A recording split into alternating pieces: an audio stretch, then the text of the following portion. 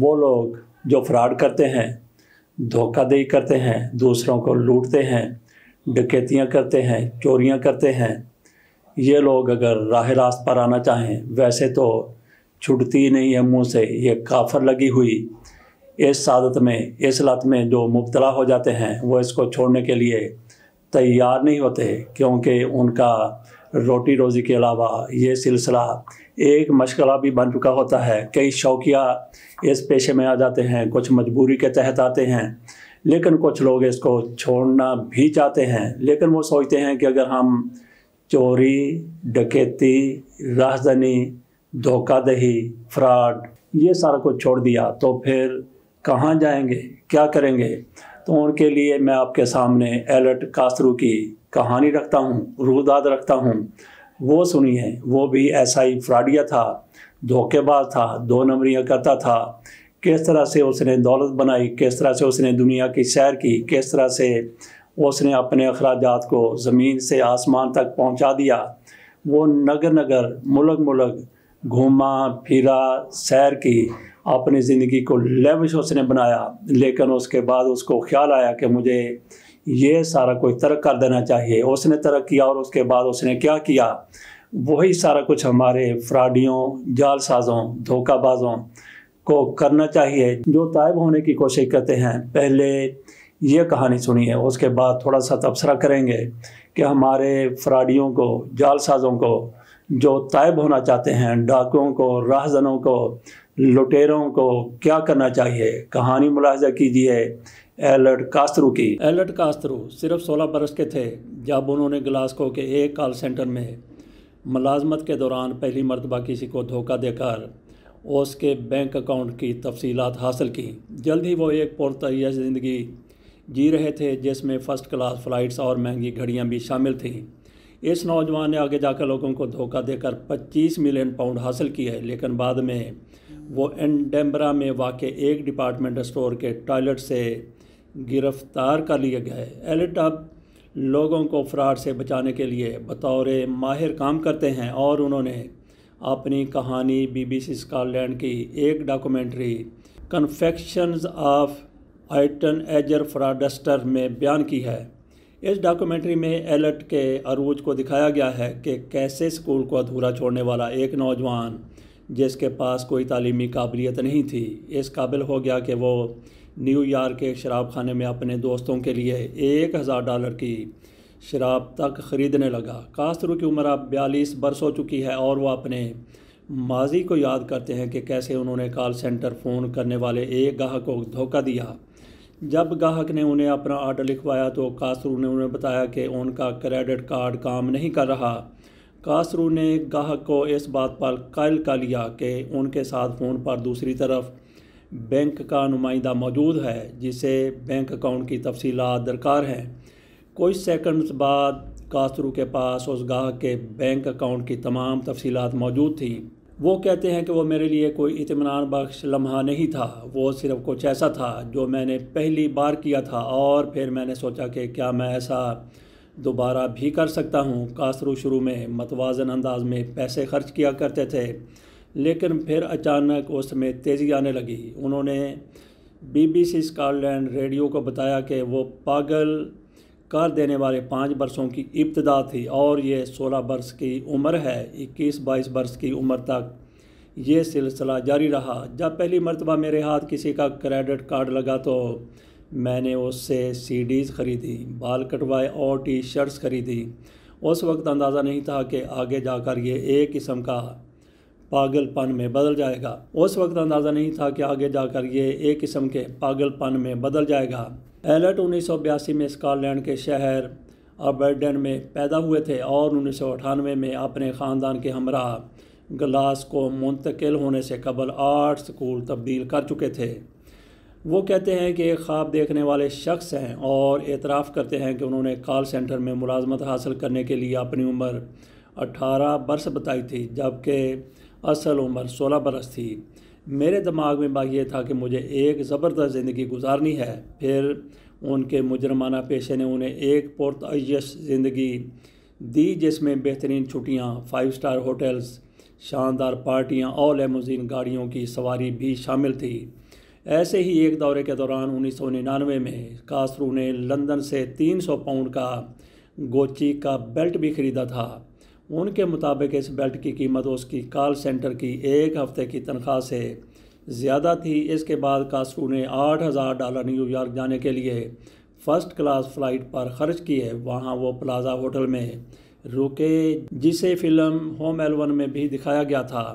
انہوں نے new York کے 3 روزہ دورے کے دوران تقریباً $15,000 خرچ کیے۔ کاسترو کہتے ہیں کہ میری زندگی میں ایک عام دن ایسا ہوتا تھا کہ میں سو کر اٹھتا تھا، شاپنگ پر جاتا تھا، چیزیں خریدتا تھا، شراب پیتا تھا اور واپس ہوٹل ہو جاتا تھا۔ اگلے دن دوبارہ اٹھتا تھا اور وہی سب کچھ کرتا تھا جو میں نے پچھلے روز کیا تھا۔ 2001 میں انہوں نے جرمنی، فرانس اور اسپین کے دورے بھی کیے۔ کاسترو کی نوجوانی میں ان کا قانون کے رکھوالوں سے بھی پالا پڑتا رہا۔ 2001 میں انہوں نے لنکاسٹر میں نوجوان جرائم پیشہ افراد کے لیے قائم ایک انسٹیٹیوٹ میں بھی 4 مہینے گزارے۔ کچھ مہینوں بعد انہیں ایڈنبرا کے بلمورل ہوٹل سے گرفتار کیا گیا اور انہیں مانچسٹر لے جایا گیا، جہاں انہیں 18 ماہ قید کی سزا سنائی گئی۔ اس سزا کے دوران انہیں جیل کی لائبریری میں نوکری دے دی گئی، جہاں وہ انٹرنیٹ پر جو چاہیں پڑھ سکتے تھے۔ اس ریسرچ کے ذریعے وہ رہا ہونے کے بعد انٹرنیٹ کیفے کا استعمال کرنا بھی سیکھ گئے تھے اور پھر وہ انٹرنیٹ کیفے چوری شدہ کریڈٹ کارڈز کے ذریعے اپنی فلائٹس بک کیا کرتے تھے۔ 2002 میں انہیں کینیڈا میں گرفتار کیا گیا، جہاں انہیں 87 دن جیل میں گزارنے پڑے اور پھر 2003 میں انہیں کینیڈا سے بے دخل کر دیا گیا۔ ان کی بین الاقوامی جرائم کی کہانی کا اختتام پھر بالآخر اسی برس ہوا جب انہیں ایڈنبرا کے ہاروے نکلز ڈپارٹمنٹ سینٹر سے گرفتار کیا گیا۔ کاسترو کہتے ہیں کہ مجھے محسوس ہونے لگا کہ مجھے جو کرنا تھا وہ میں کر چکا ہوں۔ زندگی میں پہلی مرتبہ میں نے نئے دوست بنانے کا سلسلہ شروع کیا، لیکن مسئلہ یہ تھا کہ میں نئے دوستوں کو کیا بتاتا۔ میں نہیں بتا سکتا تھا کہ میں دراصل ہوں کون۔ یہ صورتحال میرے لیے ناقابل برداشت ہو چکی تھی۔ کاسترو کہتے ہیں کہ میں اکثر سوچتا ہوں کہ میرے دماغ میں شاید کہیں تھا کہ مجھے اب رک جانا چاہیے۔ اس دن کاسترو ایک ڈپارٹمنٹ اسٹور میں 2000 پاؤنڈ کی خریداری کر چکا تھا، لیکن یہ کریڈٹ کارڈ بھی اس کے نام پر رجسٹر نہیں تھا۔ ریسیپشن پر بیٹھی ہوئی خاتون نے کارڈ کمپنی فون کیا اور وہاں سے رقم کی منتقلی کی اجازت بھی مل گئی۔ اچانک ریسیپشن پر بیٹھی ہوئی خاتون کو کوئی شک گزرا اور اس نے دوبارہ بینک کال کی۔ کاسترو کہتے ہیں کہ انہوں نے کریڈٹ کارڈ کے حقیقی مالک سے رابطہ کیا اور انہوں نے تصدیق کی کہ ان کا کریڈٹ کارڈ فراڈ کے لیے استعمال ہوا ہے۔ میں نے انتہائی بیوقوفی کی اور 1 گھنٹہ بیتے نہیں ہوا تھا کہ اس سے پہلے میں اسٹور میں واپس آ گیا۔ اس لمحے تک سب کچھ ختم ہو گیا تھا۔ میں فوراً ہی بیت الخلاء چلا گیا اور جب دروازہ کھولا تو وہاں سادہ کپڑوں میں ملبوس ایک پولیس افسر موجود تھا اور پھر وہیں سے میرے اختتام کی ابتدا ہو گئی۔ اسی برس کاسترو نے مڈل سیکس میں عدالت کے سامنے اعتراف کیا کہ وہ اب تک 73,000 پاؤنڈ کے فراڈ کر چکا ہے۔ اس کے بعد انہیں 2 برس کی قید کی سزا سنائی گئی۔ کاسترو بتاتے ہیں کہ انہوں نے کریڈٹ کارڈ کمپنیوں اور قانون نافذ کرنے والے اداروں کے درمیان عدم تعاون سے فائدہ اٹھایا۔ مزید کہتے ہیں کہ اگر ان 5 برسوں کے دوران کریڈٹ کارڈ کمپنیوں اور قانون نافذ کرنے والے اداروں کے مابین اچھا تعاون ہوتا تو شاید مجھے جلد روک لیا جاتا۔ کاسترو کی زندگی میں آنے والی تبدیلی۔ آج کاسترو ایک بدلے ہوئے شخص ہیں جنہیں اپنے ماضی پر پچھتاوا ہے اور وہ اب کبھی کسی بھی چوری یا فراڈ کو گلیمرائز نہیں کریں گے۔ اب وہ قانون نافذ کرنے والے اداروں کی مدد کر رہے ہیں تاکہ دھوکے بازوں اور کریڈٹ کارڈ کے ذریعے فراڈ کرنے والوں کو روکا جا سکے۔ وہ کہتے ہیں کہ جب میں نے فراڈ کرنا شروع کیا تو میں نے کبھی ان لوگوں کے بارے میں نہیں سوچا، میں کبھی ان لوگوں سے ملا نہیں، لیکن اس کا مطلب یہ نہیں کہ وہ درست تھا۔ تقریباً 20 برس گزر جانے کے بعد کاسترو سمجھتے ہیں کہ وہ ماضی میں کی گئی غلطیوں کو درست کر رہے ہیں۔ وہ کہتے ہیں کہ میں کوئی بہانہ نہیں بنا رہا، لیکن وہ سب ایک لمبے عرصے پہلے ہوا تھا اور مجھے لگتا ہے کہ میں اب بھی بہت کچھ ٹھیک کر چکا ہوں۔ کاسترو کے مطابق خوش قسمتی سے اب میں اس پوزیشن میں ہوں کہ مالی اداروں، سفری اور کاروباری کمپنیوں کے ساتھ کام کر رہا ہوں۔ میں خوش قسمت ہوں کہ مجھے اب انڈسٹری میں ایک بھروسہ مند मुआवन तस्वर किया जाता है, जो कि अच्छी बात है। मेरी ज़िंदगी एक दिलचस्प सफ़र है। ये आपके सामने हमने एल्बर्ट कास्ट्रो की पूरी मुकम्मल कहानी रख दी कि किस तरह से वो फ्रॉड करता था और आजकल वो मुआवन बना हुआ है। जो हमारे यहाँ मौजूद हैं, चोर हैं, डाकू हैं, राहज़न हैं, ये भी इस तरह से फ्रॉडिये हैं, धोखेबाज हैं, जालसाज हैं। इससे ताइब हों, इसको छोड़ें, तो वो भी इसी तरह से हुकूमती अदारों की मदद करें। लेकिन हुकूमती अदारे हमारे यहाँ वो उस तरह के हुकूमती अदारे नहीं हैं जिस तरह से यूरोप में है, मगरब में है, जदीद दुनिया में है, अमीर दुनिया में है। हमारे पुलिस वाले, हमारे अदारे तो ऐसे फ्रॉडियों को, ऐसे झूठों को, ऐसे जालसाजों को, ऐसे दो नंबरी करने वालों को ऐसा पकड़ेंगे, ऐसा सबक सिखाएंगे कि वो अपनी नस्लों को भी कहेंगे कि नहीं, राह रास्त पर नहीं आना। लेकिन इसके बावजूद भी कई फ्रॉडी जालसाज वो नॉर्मल ज़िंदगी की तरफ आ सकते हैं, तो वो पुलिस के साथ रब्ता करें, मुतल्लिका अदारों के साथ रब्ता करें।